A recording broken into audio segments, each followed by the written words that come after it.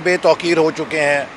آپ کے سامنے ہے کہ جیسے لوکل باڈیز کو 25 مارچ بحال کیا گیا سپریم کورٹ کی جانب سے، لیکن اس حکومت نے سپریم کورٹ کے فیصلے کو ردی کا ٹکڑا سمجھ کے کہیں پھینک دیا اور 6 مہینے سے زیادہ عرصہ گزار دیا، اور ابھی تک یہ اس انتظار میں ہیں کہ وہ آخری مہینے میں پہنچ جائیں جب وہ فنڈز استعمال نہیں کر سکتے، پھر وہ شاید آنکھوں میں دھول جھونکنے کے لیے بحال کریں گے.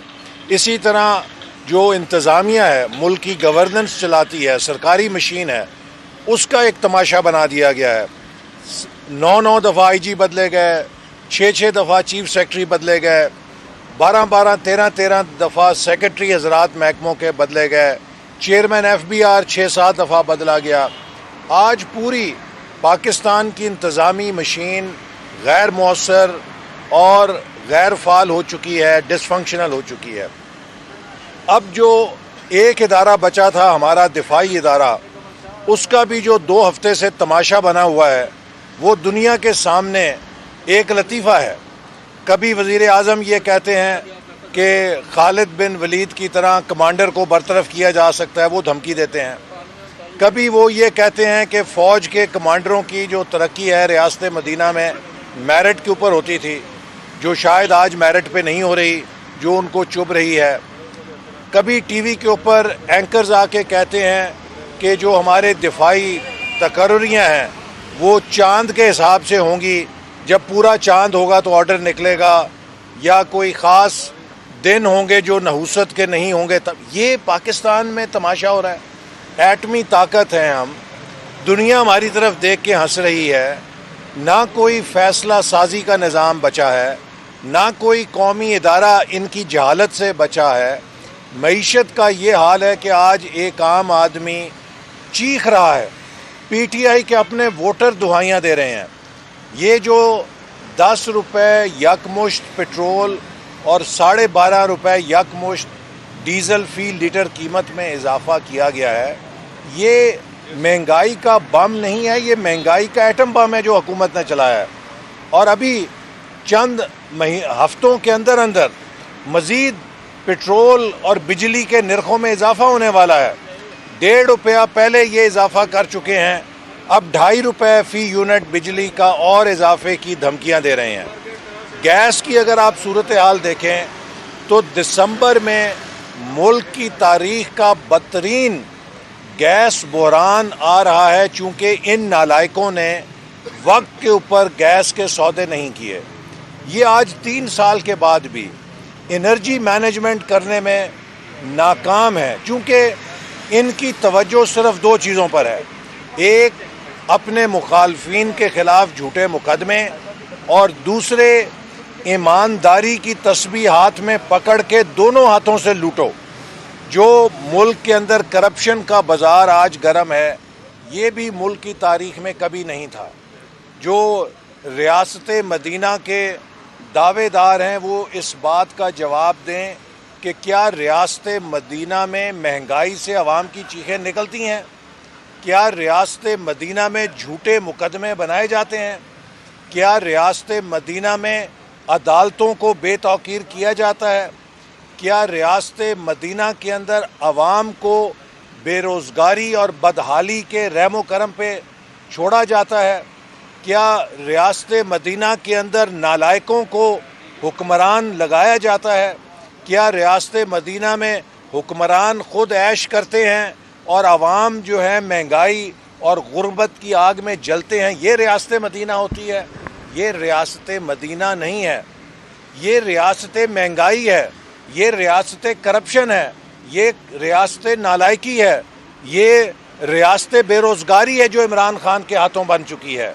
اور صرف اپنی نالائکیوں اور ناکامیوں پہ پردہ ڈالنے کے لیے عمران خان مذہبی کارڈ کھیلتے ہیں.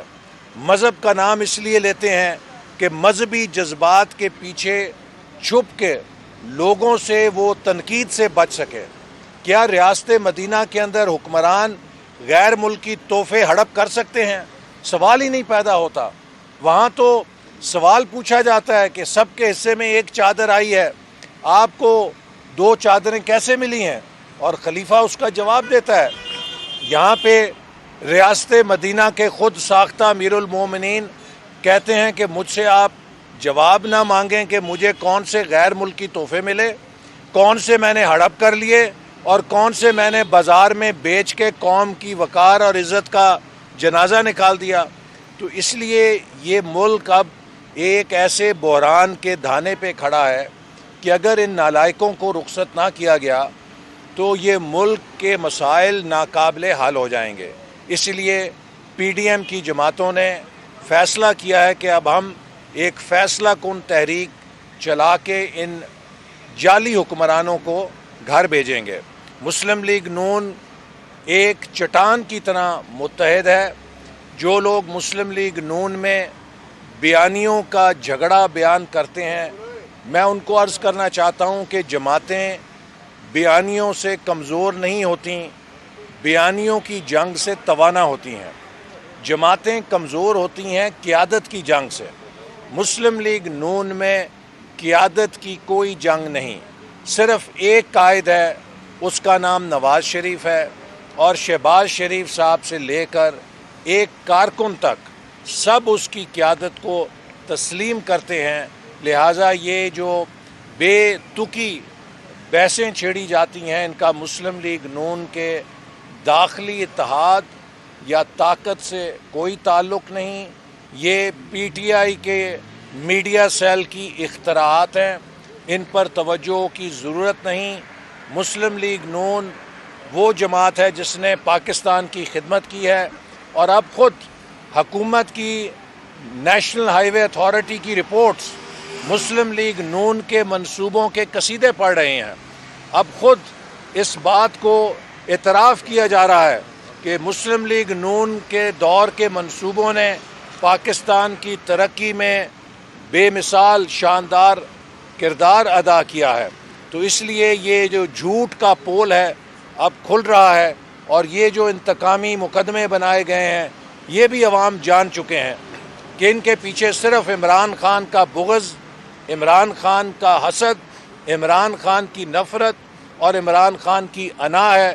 ان کیسز کے اندر کوئی نہ حقیقت ہے نہ سبسٹنس ہے۔ یہ قوم کا بھی وقت ضائع کر رہے ہیں اور عدالتوں کا بھی وقت ضائع کر رہے ہیں۔ ڈاکٹر صاحب کیا کہیں گے؟ فواد چودھری صاحب نے ایک بار پھر پیشکش کی ہے کہ الیکشن ریفارمز اور نیب کے معاملات پر جو اپوزیشن ہے وہ مذاکرات کی ٹیبل پر ہیں، تو کیا جواب ہے؟ دیکھیے، جو اپوزیشن ہے اس نے پارلیمنٹ کی سطح پہ مذاکرات کیے، لیکن حکومت نے دونوں جگہ انہیں ویٹو کر دیا۔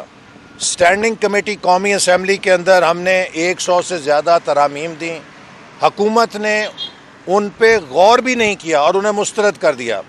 پھر قومی اسمبلی کے رولز سسپینڈ کر کے کسی قسم کی بحث کی گنجائش ختم کر دی۔ سینٹ کے اندر جو اسٹینڈنگ کمیٹی ہے اس میں بھی ہم نے بھرپور حصہ لیا، تمام اسٹیک ہولڈرز نے حصہ لیا، الیکشن کمیشن نے حصہ لیا، لیکن حکومت نے اسے بھی ویٹو کر دیا۔ لہٰذا یہ صرف لوگوں کو دھوکہ دینے کے لیے بیانات دیتے ہیں۔ حقیقت یہ ہے کہ ان کے ساتھ جتنی بھی قومی جذبے کے ساتھ مشاورت کی گئی ہے انہوں نے اسے مسترد کیا ہے۔ یہ صرف ایک فیشسٹ ایجنڈا چاہتے ہیں۔ یہ چاہتے ہیں کہ الیکٹرانک ووٹنگ مشینوں کے ذریعے الیکٹرانک دھاندلی کی سکیم رائج کر سکیں، چونکہ انہیں پتہ ہے کہ یہ اصلی ووٹوں کے ساتھ نہیں جیت سکتے۔ اب یہ چاہتے ہیں کہ الیکٹرانک ووٹنگ کا ایک جعلی نظام بنایا جائے جس سے ہم الیکشن کو چرا سکیں۔ یہ اس منصوبے میں کبھی کامیاب نہیں ہوں گے۔ انشاءاللہ تعالی اگلا الیکشن آزاد، منصفانہ اور شفاف ہوگا، اور پی ٹی آئی کا وہی اشر ہوگا جو 2008 کے الیکشن میں کاف لیگ کا ہوا تھا۔